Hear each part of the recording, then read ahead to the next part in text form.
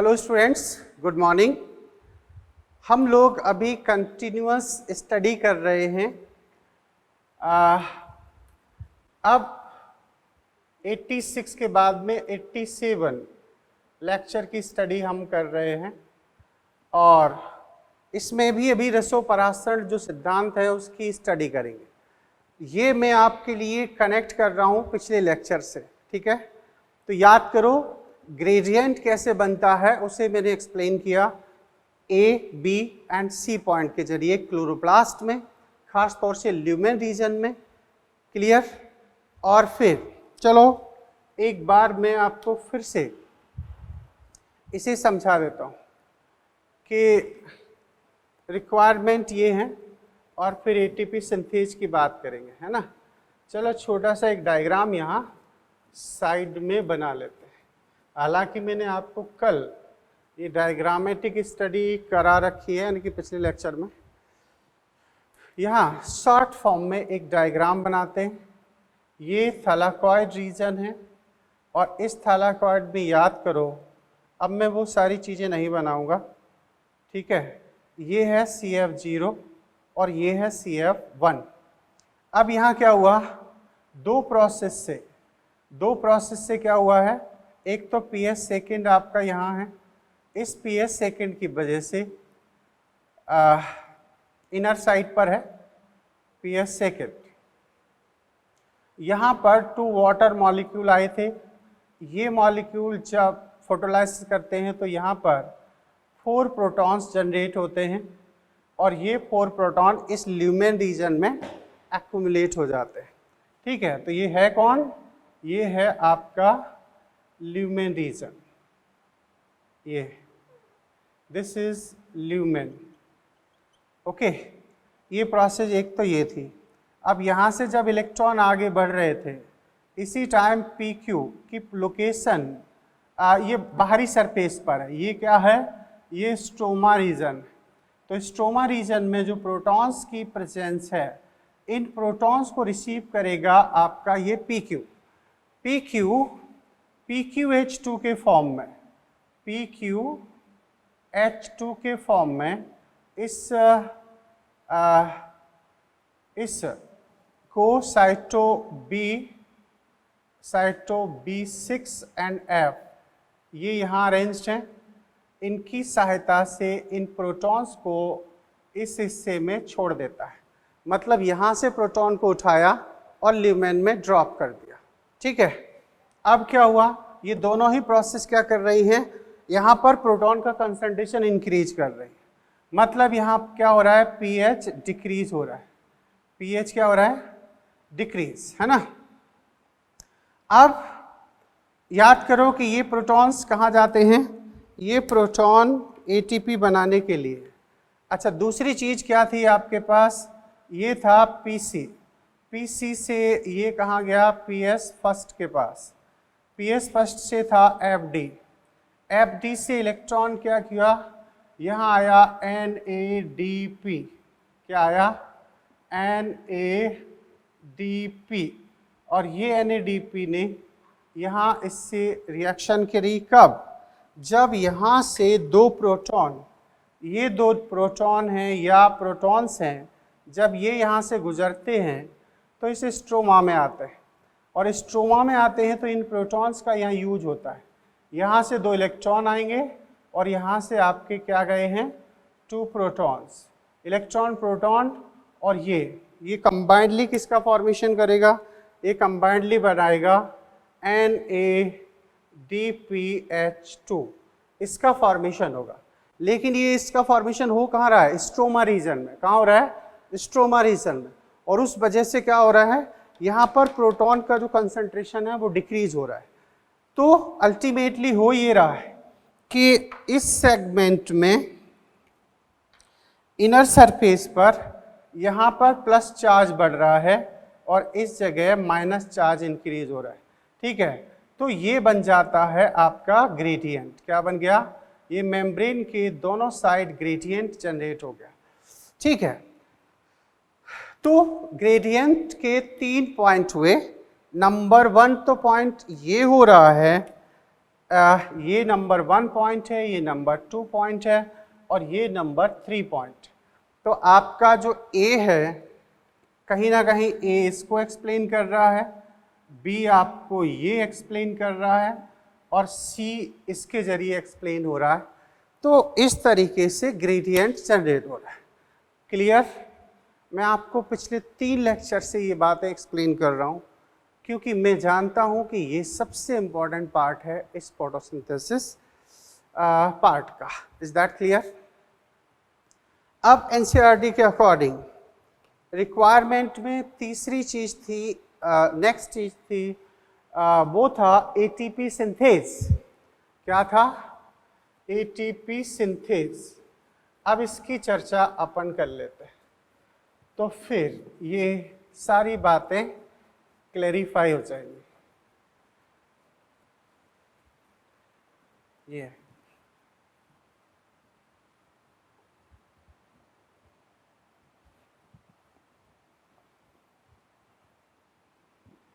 ATP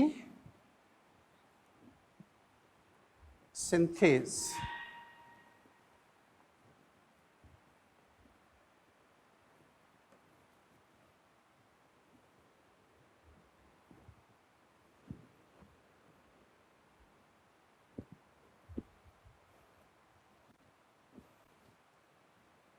ठीक है, तो नेक्स्ट पॉइंट है एटीपी सिंथेज। ये अब ये एटीपी सिंथेज है, ये देखो, इसे हम कहेंगे एटीपी सिंथेज। ठीक है, ये इसके 2 पार्ट, एक है CF0 complex F0 F0 and CF1। तो ये दोनों कंबाइंडली एटीपी सिंथेज का फॉर्मेशन करते हैं। ये CF0 मेम्ब्रेन के अंदर अरेंज है और जो CF1 है वो मेम्ब्रेन के बाहर। अब एनसीईआरटी ने क्लियर कट कहा है कि जब प्रोटॉन सुसाध्य विसरण करते हुए ल्यूमेन से स्ट्रोमा में आएंगे तब यहाँ CF1 के अंदर एक्टिवेशन होगा, सक्रियकरण होगा, यानी कि संरूपण परिवर्तन आएगा और उस वजह से सफिशिएंट अमाउंट में एनर्जी बनेगी और वो एक ADP प्लस एक PI को ATP में बदल देगा। तो इस तरीके से यहाँ पर ATP का फॉर्मेशन होता है। तो हम जरा इस चीज को ठीक से समझ लेते हैं। तो हो ये रहा है एटीपी सिंथेज। ठीक है, तो इसमें प्रमुख 2 भाग होते हैं। 2 भाग होता है। कौन कौन? CF0 CF1। ये कहाँ है? थैलेकॉइड। कहाँ? थैलेकॉइड। और दूसरा भी हो सकता है F0 F1। ये कहाँ होंगे? माइटोकॉन्ड्रिया। अगर माइटोकॉन्ड्रिया में आप बात करोगे तो F0 F1 होंगे और अगर थैलेकॉइड क्लोरोप्लास्ट में बात करोगे, यहाँ पर अपन चलो क्लोरोप्लास्ट की भी बात कर लेते हैं। क्लोरोप्लास्ट। ठीक है, तो ये कॉम्प्लेक्स F0 और complex F1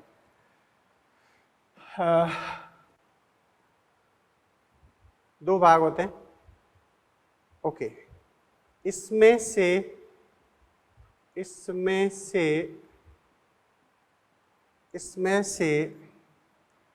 CF0 thylakoid thylakoid, CF0 thylakoid झिल्ली में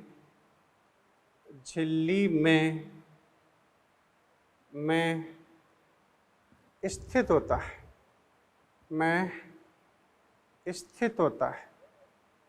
स्थित होता है जबकि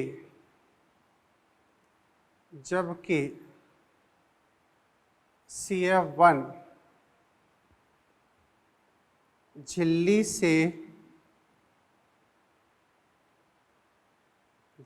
से बाहर की ओर झिल्ली से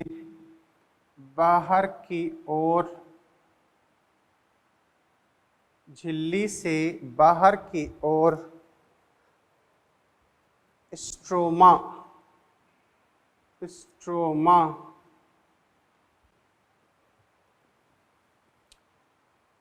भाग में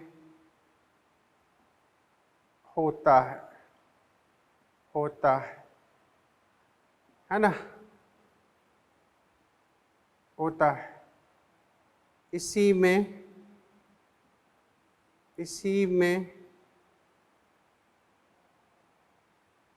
ATP का निर्माण होता है।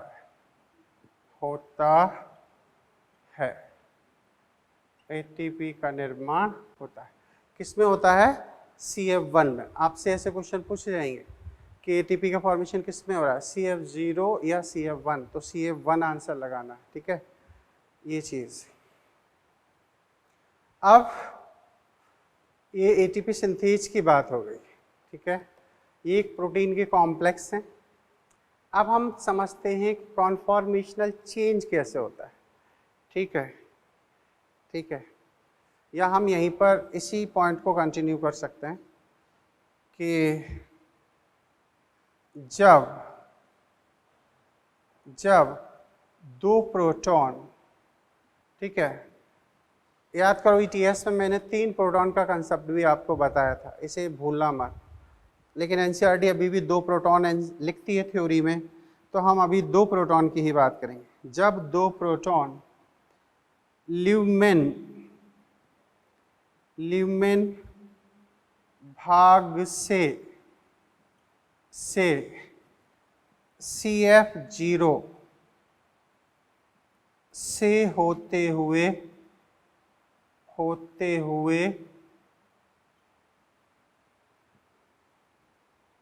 सुसाध्य विसरण द्वारा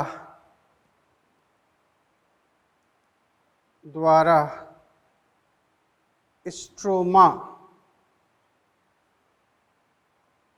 भाग में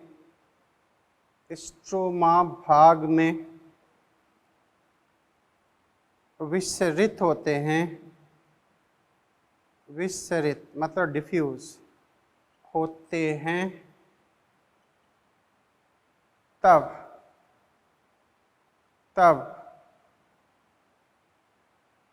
CF1 में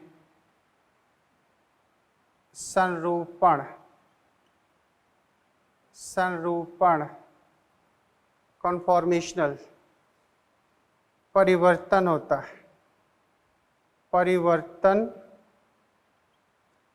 है,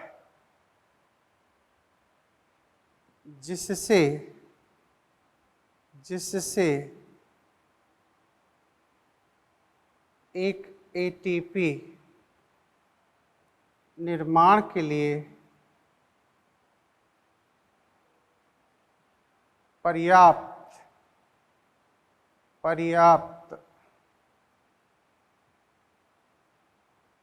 ऊर्जा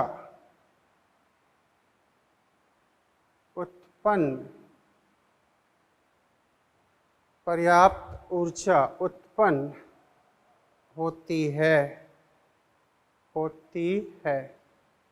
बोलो, बात क्लैरिफाई हुई? मैंने हर पॉइंट, हर एक सेगमेंट को 100% क्लैरिफाई किया है। आप इसे लिखें, हाथ से लिखोगे तो चीज़ें जल्दी समझ में आएंगी, लंबे समय तक याद रहेगा।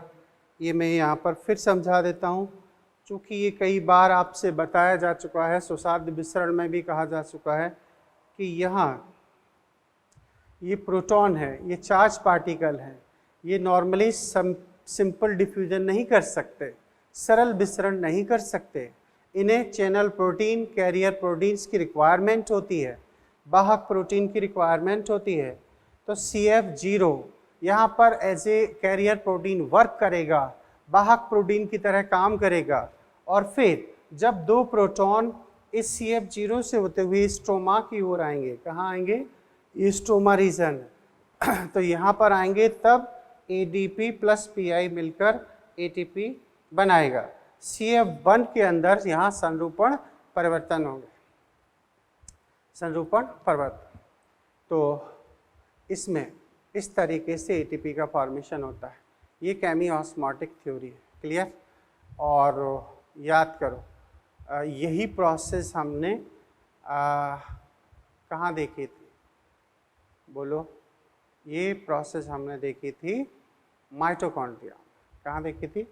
माइटोकॉन्ड्रिया, ठीक है? तो वहाँ पर भी इसी तरीके से फॉर्मेशन हमें देखने को मिला था। ये आपने बना लिया होगा, ठीक है? मैं थोड़ा सा उसको भी समझा देता हूँ। क्या हुआ था वहाँ, मतलब माइटोकॉन्ड्रिया में। तो दोनों चीज़ें आपको एक साथ एक जगह समझ में आ जाएंगे, क्लियर? अब मेरे हिसाब से आप इस लेक्चर को कम से कम 2 बार देखें, समझ में ना आए तो बार बार इसे देखें, ठीक है? NCERT को रीड करें। मेरी नज़र में ये समझ में आने पर आपको कई चीज़ें खुद ब खुद समझ में आ जाती हैं, ठीक है? मैं एक बार फिर इसी पॉइंट पर आपको क्लोरोप्लास्ट का कंसेप्ट भी एक्सप्लेन कर रहा हूँ। याद करो कि ये थी आउटर मेम्ब्रेन। क्या थी? Outer membrane. ये कौन थी? Inner membrane. कौन थी ये? इनर मेम्ब्रेन, ठीक है? ओके, तो this is what, this is outer membrane, ठीक है? ये कौन है? This is PMS, perimitochondrial space. This is what, this is inner membrane, clear? ये इनर मेम्ब्रेन हो गई। तो फिर ये कौन है? ये है matrix of mitochondria, mitochondria, clear? ये माइटोकॉन्ड्रिया का मैट्रिक्स है, ठीक है? अब क्या हुआ था, यहाँ पर थे कॉम्प्लेक्स, ये यहाँ था कॉम्प्लेक्स फर्स्ट, ठीक है? ये यहाँ था कॉम्प्लेक्स थर्ड, ठीक है? यहाँ था कॉम्प्लेक्स सेकेंड, ठीक है? इनको छोटा छोटा कर लेते हैं। कॉम्प्लेक्स थर्ड, ठीक है? ऐसे ये है कॉम्प्लेक्स सेकेंड, यहाँ है कॉम्प्लेक्स फोर्थ। ये हमें मेनली चाहिए ये कॉम्प्लेक्स।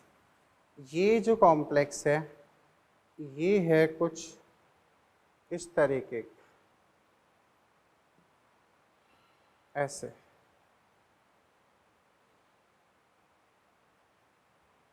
ऐसे, ऐसे।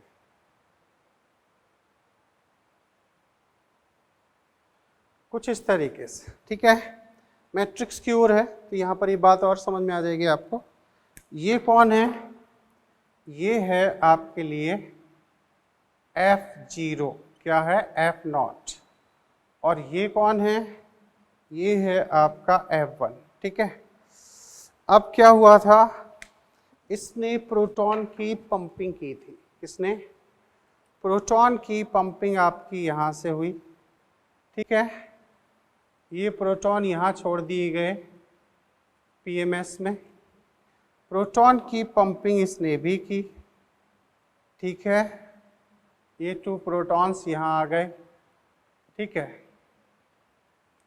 अब इसमें नहीं, नो पंपिंग, लेकिन यहाँ से आपके फिर से 2 प्रोटॉन्स इधर गए थे, तो 2 प्रोटॉन यहाँ पहुँच जाते हैं। क्लियर? एनसीईआरटी के अकॉर्डिंग मैं फिर कह रहा हूँ कि अभी भी एनसीईआरटी ये कहती है कि जब 2 प्रोटॉन इस हिस्से से CF0 से होते हुए इधर आते हैं, ऐसे इस तरीके से, तो यहाँ पर जब ये प्रोटॉन वापस सुसाध्य विसरण करते हुए, कौन सा? फैसिलिटेड डिफ्यूजन करते हुए, ये कहीं ना कहीं एज ए वाहक प्रोटीन कार्य करती है। कैसे? वाहक प्रोटीन की तरह काम करेगी। और यहाँ से ये प्रोटॉन जब इसकी तरफ आएंगे, ये मैट्रिक्स की ओर, तब यहाँ पर कॉन्फॉर्मेशनल चेंज होगा और फिर एक ADP और एक PI आपस में असेंबल होके ये ATP में कन्वर्ट हो जाएंगे। Is that clear? तो अब आप यहाँ पर एक बात और समझ सकते हो कि कहा जाता है कि एक जो NaDH2 है, क्या है? NaDH2 DH2, ये कितने ATP बनाता है ETS में? ये बनाता है 3 ATP, ठीक है। और एक FADH2 कितने बनाता है? तो एक FADH2 जनरेट करता है 2 ATP, ठीक है। तो कैसे? तो आप देखो NaDH2 कहाँ आए थे? इस जगह, यहाँ NaDH2 का फॉर्मेशन हुआ था, इस पर NaDH2 पहुँचे थे और ये कन्वर्ट हुए थे NAD में, याद आ रहा है? तो यहाँ से इलेक्ट्रॉन निकलेगा, तो ये इलेक्ट्रॉन यहाँ भी काम करेगा क्योंकि इलेक्ट्रॉन इसमें गए थे, यहाँ से इसमें गए थे, और यहाँ से इलेक्ट्रॉन आपके सीधे इस रीजन में आए थे, याद आ रहा है? तो अल्टीमेटली क्या हुआ था कि ये इलेक्ट्रॉन यहाँ भी पंपिंग कराएंगे, यहाँ पर भी पंपिंग कराएंगे और यहाँ पर भी पंपिंग कराएंगे। इस वजह से अपन 2 प्रोटॉन यानी कि पेयर ऑफ प्रोटॉन्स की बात करें, 2 प्रोटॉन्स की बात करें, तो यहाँ अल्टीमेटली 3 पेयर प्रोटॉन के पंप हो चुके हैं। अब 2 प्रोटॉन जब वापस आएंगे तो एक ATP, दूसरा पेयर आएगा तो दूसरा ATP, तीसरा पेयर आएगा तो 3 ATP का फॉर्मेशन हो जाएगा। और इसीलिए कहा जाता है कि एक NaDH2 ETS में जाकर 3 ATP का फॉर्मेशन करता है। क्लियर? और दूसरी चीज FADH2 2 ATP का ही फॉर्मेशन कैसे करता है? तो आप देखिए कि FADH2 कहाँ पहुंचे थे? इस कॉम्प्लेक्स सेकेंड पर, तो यहाँ आए थे FADH2। Is that clear? ये कन्वर्ट हुआ था FAD में। क्लियर? तो यहाँ से इलेक्ट्रॉन जब रिलीज हुए तो आपका कॉम्प्लेक्स फर्स्ट से कोई लेना देना नहीं है, ये इलेक्ट्रॉन यहाँ पहुंचे, यहाँ से इसमें आ गए, तो यानी कि इसमें 2 जगह ही पंपिंग हुई प्रोटॉन की, एक तो 3rd पर पंपिंग हुई और एक 4th पर पंपिंग हुई। तो इसका मतलब है कि 2 पेयर में प्रोटॉन्स अपवर्ड डायरेक्शन में शिफ्ट हुए, और इस वजह से जब पहला पेयर आएगा तो एक ATP, दूसरा पेयर आएगा तो दूसरी ATP। इसका मतलब है कि एक FADH2 आपके 2 ATP का फॉर्मेशन करेगा। तो वो क्यों करेगा वो आपको यहाँ से बात समझ में आएगी। क्लियर? अब मैं आपको एक और चीज बता देता हूं जो एनसीईआरटी ने कंफ्यूजन क्रिएट किया। कंफ्यूजन किस बात का है कि एनसीईआरटी ने आपको इस जगह कॉम्प्लेक्स फर्स्ट पर दिखा रखा है कि यहाँ पर 4 प्रोटॉन्स पंप होंगे, और आपको ये दिखा रखा है कि कॉम्प्लेक्स थर्ड पर भी 4 पंपिंग होंगे, ठीक है। तो लेकिन थ्योरी में अभी भी 3 प्रोटॉन का कंसेप्ट है। अगर आप इस डायग्राम को फॉलो करोगे तो फिर 3 प्रोटॉन का कंसेप्ट आपको लेना पड़ेगा। अब 3 का मतलब कैसे हुआ, तो टोटल प्रोटॉन कितने हो गए आपके 4 4 देन 8 देन 10। अब जब 3 प्रोटॉन वापस आएंगे, तो 3 प्रोटॉन जब वापस आएंगे 1 एटीपी, 6 प्रोटॉन वापस आएंगे 2 एटीपी, 9 प्रोटॉन आएंगे आपके 3 एटीपी। तो इस तरीके से भी 3 एटीपी। अगर 4 प्रोटॉन पंपिंग का कंसेप्ट यहाँ लेते हो तो फिर इसमें 3 प्रोटॉन करना पड़ेंगे, जो कि एनसीईआरटी में अभी चेंज नहीं हुआ है। थ्योरी में अभी 2 प्रोटॉन्स ही लिखे हैं। तो ऐसे, और अगर यहाँ पर देखा जाए कि FADH2 2 एटीपी कैसे बनाता है, तो आप इसको हटा दीजिए, 4 and 2 6, तो 3 1 एटीपी, 6 जब वापस आएंगे तो 2 एटीपी। तो इस तरीके से भी NADH2 से 3 एटीपी, FADH2 से 2 एटीपी का कंसेप्ट आपको समझ में आता है। अब आप जरा देखिए, मेन चीज है एटीपी सिंथेज की। तो ये रहा एटीपी सिंथेज, ये इधर एटीपी सिंथेज है माइटोकॉन्ड्रिया के केस में, ठीक है। ये कहाँ हो रहा है माइटोकॉन्ड्रिया, ये कहाँ है थैलाकॉइड यानी कि क्लोरोप्लास्ट के अंदर। तो हम कह सकते हैं कि ये है क्लोरोप्लास्ट, कहाँ क्लोरोप्लास्ट, ये चीज। और ये आप कहाँ देख रहे हो माइटोकॉन्ड्रिया, क्लियर। तो माइटोकॉन्ड्रिया में ये चीज है। तो माइटोकॉन्ड्रिया में एटीपी सिंथेज के अंदर कंपोनेंट क्या है F0 F1, और आपके क्लोरोप्लास्ट के अंदर देखा जाए तो CF1 एंड CF0। तो ये दोनों ही जगह एटीपी सिंथेज है। अब आप देखिए प्रोटॉन का कंसंट्रेशन कहाँ बढ़ाया जा रहा है, तो प्रोटॉन का कंसंट्रेशन इंक्रीज हुआ है इस पॉइंट पर, कहाँ, यहाँ प्रोटॉन का कंसंट्रेशन इंक्रीज हुआ है। प्रोटॉन क्या हुए हैं, इंक्रीज हुए, और यहाँ प्रोटॉन क्या हो रहा है, डिक्रीज हो रहा है। तो ये ग्रेडियंट बनना है। अब ग्रेडियंट बनना है तो पैसिलेटेड डिफ्यूजन होगा, संरूपण परिवर्तन होंगे, एटीपी बनेगा। अब मेरे हिसाब से आपको 100% ये बात समझ में आ गई होगी। अगर आप शॉर्ट फॉर्म में भी समझना चाहते हो, पढ़ना चाहते हो, तो आप इन दोनों डायग्राम को ही बना लेना, ठीक है।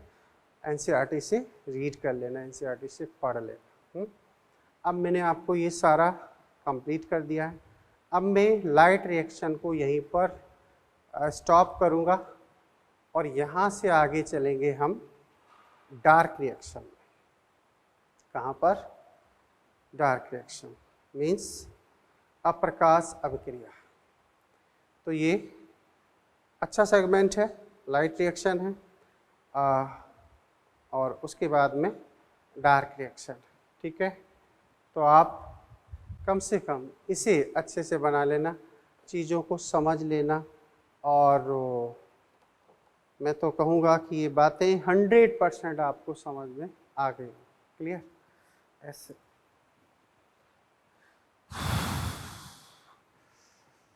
ठीक। अब मैं आपको इससे रिलेटेड इस जगह कुछ क्वेश्चंस करा देते हैं, ठीक है, तो बहुत अच्छे से काम हो जाएगा। इसी से रिलेटेड फिर हम तुम्हें ले चलेंगे डार्क रिएक्शन। ऐसे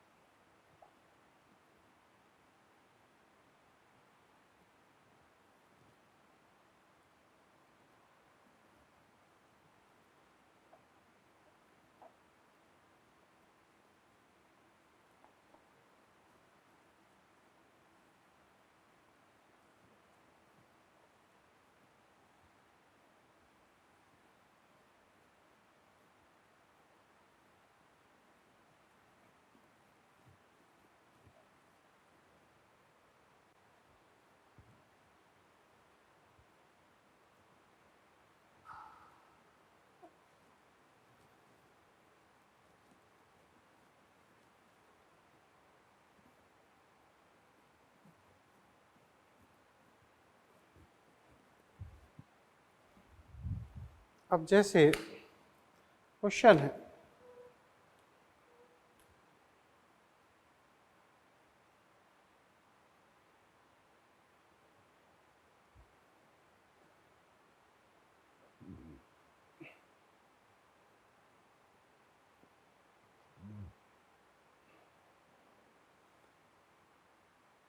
NADP reductase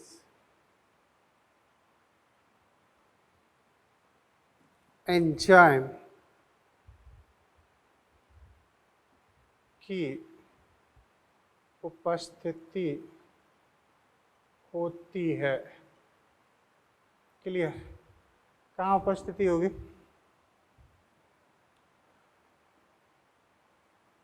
inner membrane,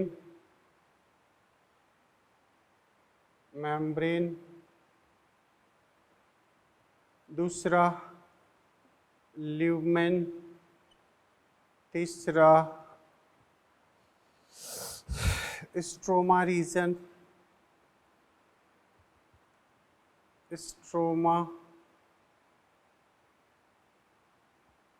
reason, ये, और चौथा है आपका outer membrane of mitochondria. Clear? ये तो बताइए इसमें आंसर हम क्या लगा? इसमें आंसर हमारा होना चाहिए स्ट्रोमा रीजन। अब अगला क्वेश्चन है कि ETS में, अच्छा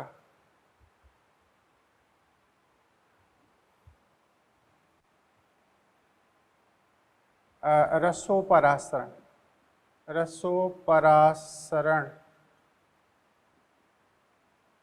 प्रक्रिया के समय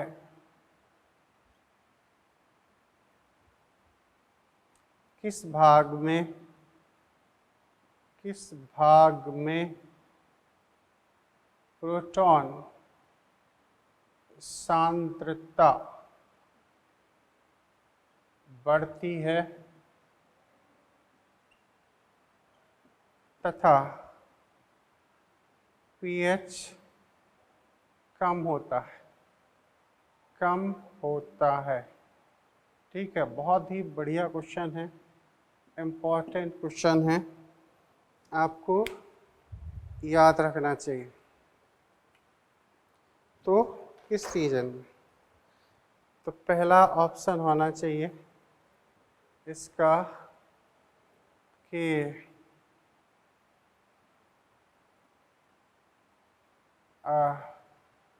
outer membrane of mitochondria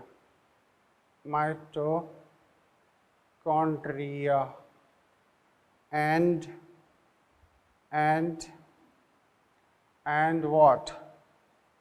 Stroma of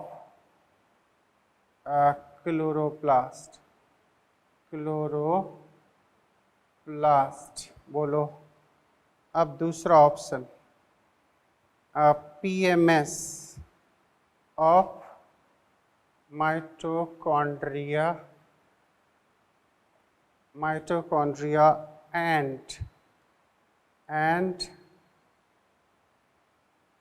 and what?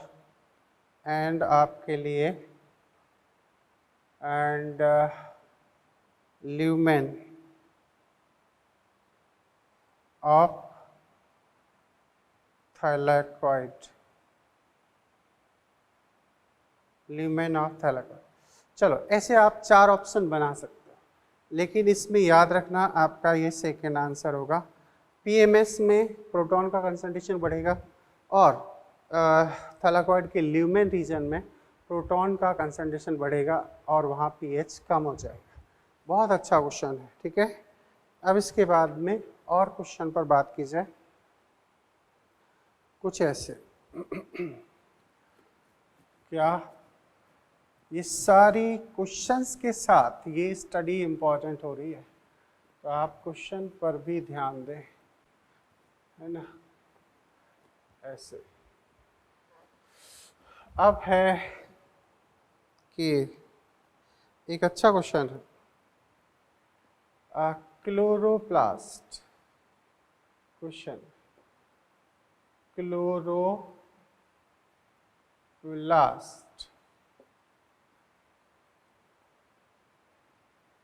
के एटीपी सिंथेस, क्लोरोप्लास्ट के एटीपी सिंथेस का झिल्ली के अंदर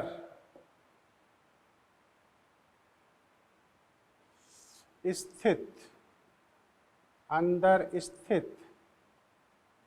भाग होता है, अंदर स्थित भाग होता है, तो उसके अंदर कौन सा रीजन प्रेजेंस होगा। यहाँ पर देखें तो आपका पहला ऑप्शन है F0, दूसरा F1, तीसरा CF0, चौथा CF1।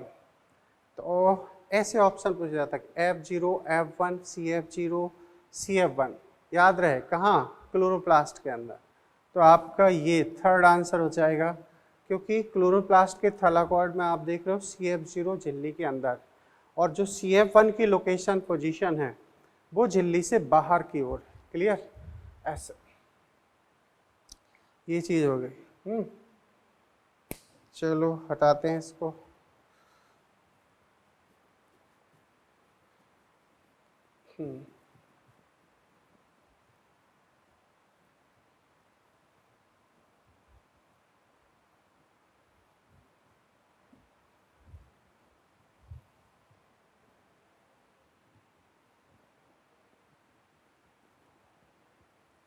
अब यहाँ से एक बेहतरीन क्वेश्चन है, ETS में माइटोकॉन्ड्रिया के ETS में इलेक्ट्रॉन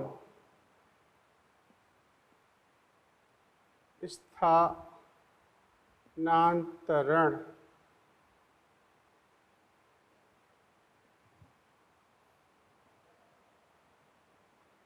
के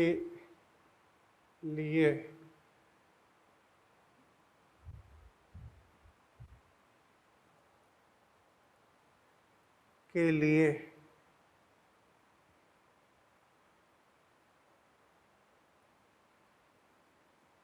गलत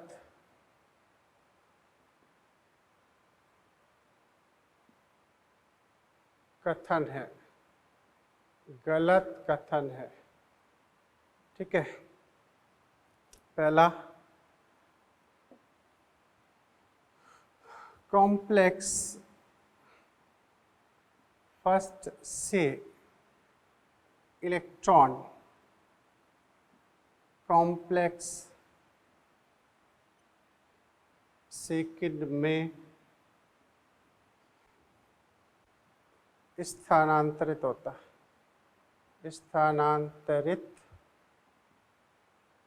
है। ठीक है, कॉम्प्लेक्स फर्स्ट से कहाँ जा रहा है इलेक्ट्रॉन, कॉम्प्लेक्स सेकंड। दूसरा कॉम्प्लेक्स थर्ड से इलेक्ट्रॉन साइटोक्रोम सी के द्वारा कॉम्प्लेक्स फोर्थ पर जाता है। ठीक है, थर्ड से कहाँ पहुंचेंगे इलेक्ट्रॉन? फोर्थ पर। और थर्ड ऑप्शन है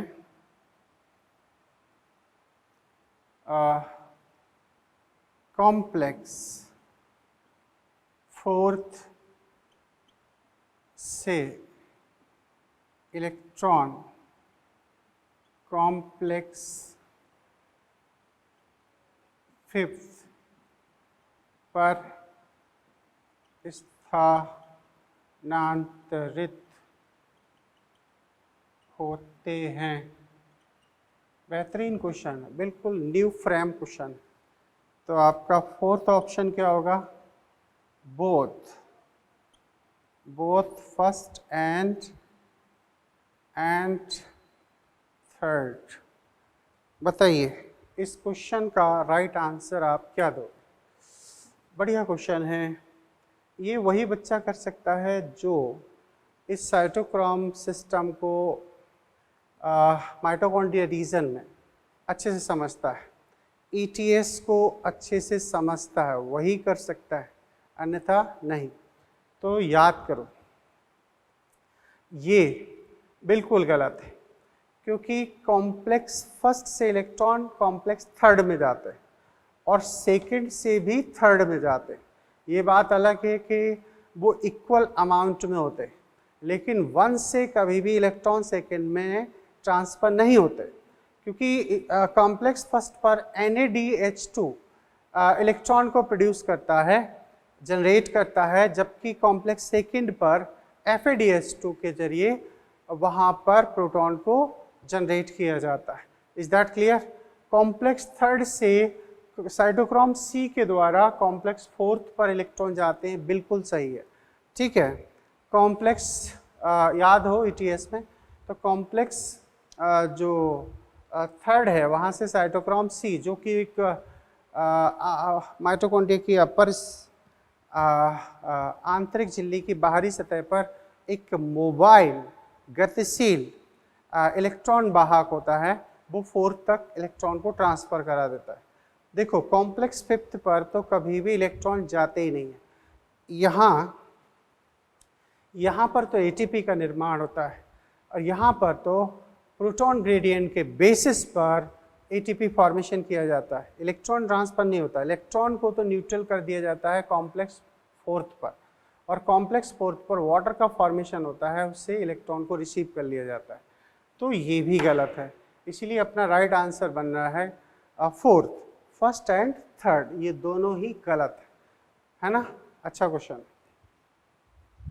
अब हम बात करें कुछ और बेहतरीन क्वेश्चंस की। ये क्वेश्चन यही हो जाए तो सही है। क्यों? क्योंकि ये केमियोस्मोटिक थ्योरी से संबंधित है ना, ऐसे। अब यहाँ से कुछ और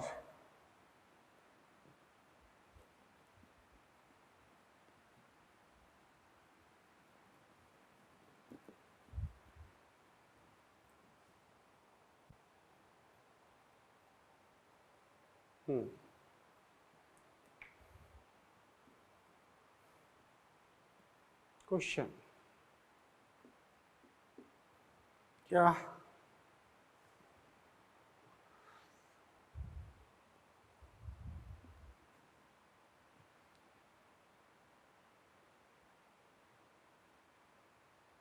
एक O2 उत्पन्न करने में जल के दो अणुओं का उपयोग होता है।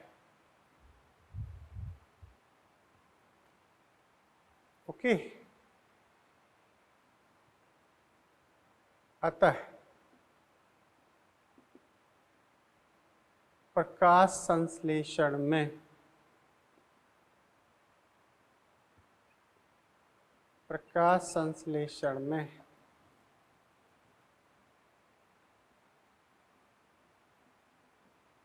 जब एक ग्लूकोज बनता है,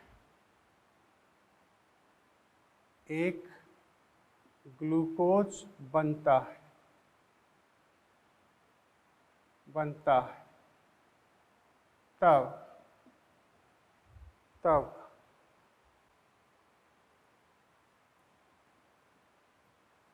जल के कितने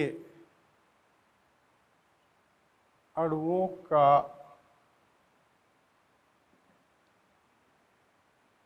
उपयोग होता है।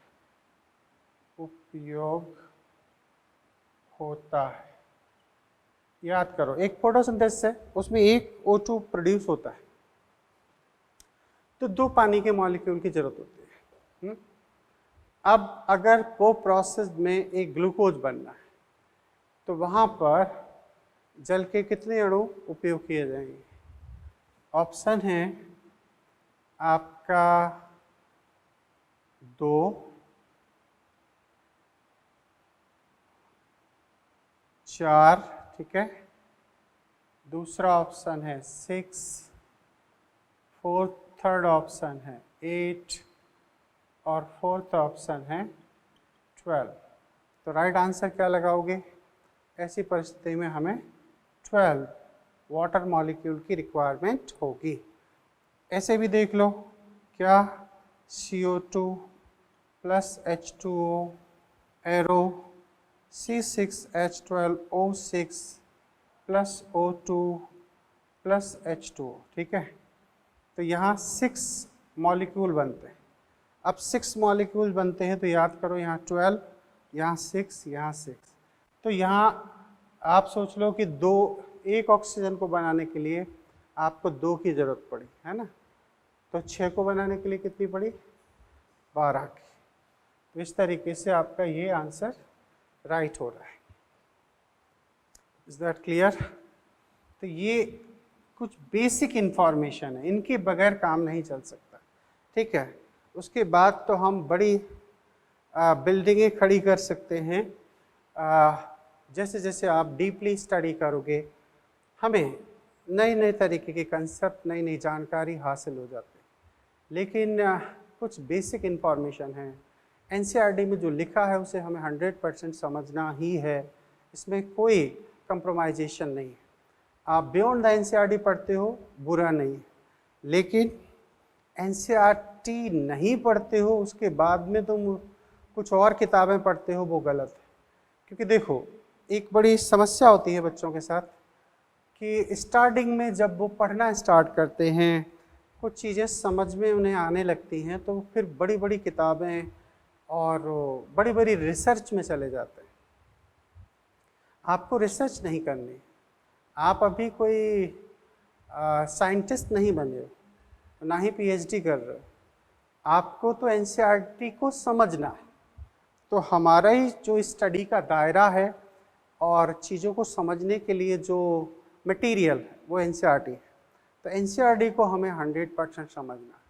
कैसे समझना है वो आपको मैं गाइड कर रहा हूँ, चीज़ों को समझा रहा हूँ कि आपको इस रास्ते से चलना है, इस टाइप के क्वेश्चन दिमाग में रखने हैं। ये क्वेश्चन ऑर्डिनरी नहीं है, ये एग्ज़ाम बेस्ड क्वेश्चन है जो एग्ज़ाम में आएंगे या पहले आ चुके हैं, ठीक है। तो ये एक रास्ता है। देखो, टीचर क्या करता है, टीचर एक्चुअली एक रास्ता दिखाता है कि हमारा स्टूडेंट इस रास्ते से चल के इस टाइप के क्वेश्चन को आसानी से सॉल्व कर सकता है, और क्वेश्चन सॉल्व करेगा तो उसकी अच्छी मार्किंग होगी, तो वो जिस काम के लिए स्टडी कर रहा है उसे अचीव करेगा, यानी कि सिलेक्शन। तो देखो, एक चीज़ और, आज की डेट में मेडिकल एग्ज़ाम क्रॉस करना बहुत आसान है। और आसान इस सेंस में है क्योंकि अब एनसीईआरटी से मैक्सिमम क्वेश्चन आते हैं, ठीक है। इवन 95% तक एग्जाम में एनसीईआरटी से क्वेश्चन पूछे जाते हैं, खासतौर से बायोलॉजी की मैं बात कर रहा हूँ। तो सोचो, आप जो 11th और 12th में पढ़ते हो वही 2 किताबों से आपको 95 क्वेश्चन मिलने वाले हैं, सोचो। और वो किताबें बहुत मोटी नहीं है कि हम उन्हें न पढ़ सकें, तो आसान हुआ। लेकिन कठिन इस मायने में है कि जो बच्चा एनसीईआरटी को ठीक से नहीं पढ़ता है, ठीक से नहीं समझता है, और वो फिर उन छोटी छोटी लाइनों के जो क्वेश्चंस हैं उन्हें सॉल्व कर नहीं कर पाता, और ऐसी परिस्थितियों में फिर वो सिलेक्शन से दूर हो जाता है। तो कठिन भी है, आसान भी है। आसान उनके लिए है जो एक एक लाइन को ठीक से समझते हैं, टीचर और दूसरे जो जानकार लोग हैं उनका गाइडेंस फॉलो करते हैं, उनकी बातें मानते हैं, तो इसलिए वो आसान हो जाता है। और एक और चीज़ समझ लो, ये जो कोरोना महामारी हुई है, ये मेडिकल फील्ड को एक नया बूस्टअप देने जा रहा है। भविष्य में पूरे विश्व के दिमाग के अंदर एक ही बात चल रही है कि हम हेल्थ सेक्टर को किस तरीके से बेहतर कर सकते हैं। तो फ्यूचर में पूरे विश्व को मैक्सिमम डॉक्टर्स की रिक्वायरमेंट होगी, उनके प्रोफेशन को एक बहुत ही क्या बोले, जेन्युइन, टैलेंटेड, रेस्पेक्टेड रूप में देखा जाएगा। तो इसीलिए मेडिकल के स्टूडेंट्स को खास तौर से आगे चल के बड़ी जिम्मेदारियां निभानी पड़ेंगी, और ये फील्ड ग्रोथ ही करेगा, डाउनफॉल नहीं जाएगा। तो आप एक नई होप के साथ, नई उम्मीद के साथ, नए कॉन्फिडेंस के साथ काम करते रहो, ठीक है, ये चीज़। तो ये कुछ इस टाइप के क्वेश्चंस हैं जो मैंने आपको एक्सप्लेन किया, ठीक है। हम इससे रिलेटेड, मैं फिर कह रहा हूँ, रेस्पिरेशन एंड क्लोरोप्लास्ट, मैंने आपको फोटोसिंथेसिस के मोस्टली क्वेश्चंस को सॉल्व कराया था, ओके। सब मैंने मॉड्यूल को एक एक नंबर के साथ में सॉल्व कराया था। ऐसे ही मैं आपको फोटोसिंथेसिस के भी मॉड्यूल के सारे क्वेश्चन सॉल्व कराऊंगा। बस आप चीज़ों को समझते रहें, चीज़ों को पढ़ते रहें और इस तरीके से आगे बढ़ते रहें, ठीक है। तो जैसे क्वेश्चन है, और भी क्वेश्चन यहाँ पर किए जा सकते हैं। कौन सा? जैसे एक अच्छा क्वेश्चन है, चक्रीय साइक्लिक फॉस्फोराइलेशन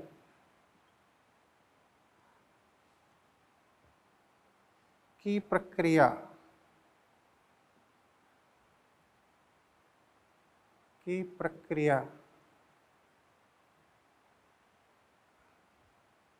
जो कि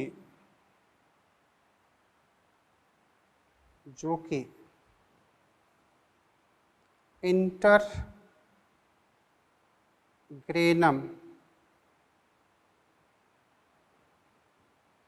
लैमेली में संपन्न होती है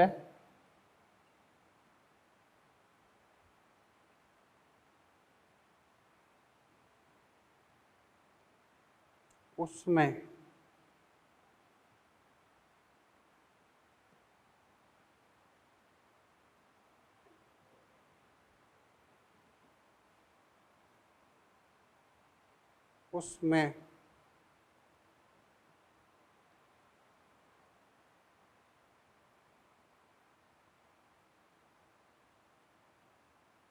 कौन सा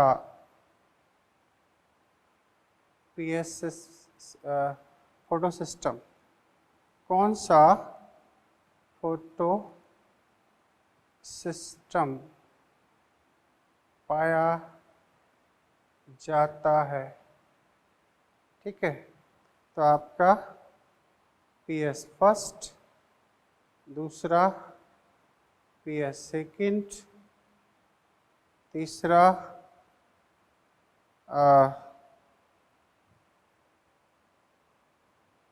बोथ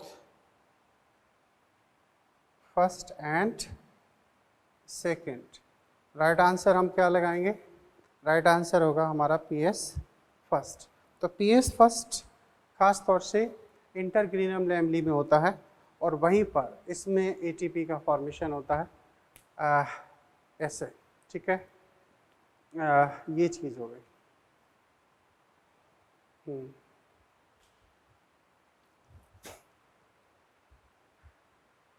क्लियर। अब आगे हम नेक्स्ट लेक्चर में डार्क रिएक्शन पर डिस्कशन करेंगे। किस पर? डार्क रिएक्शन पर हम लोग डिस्कशन करेंगे। ठीक है, ऐसे। Okay, thank you.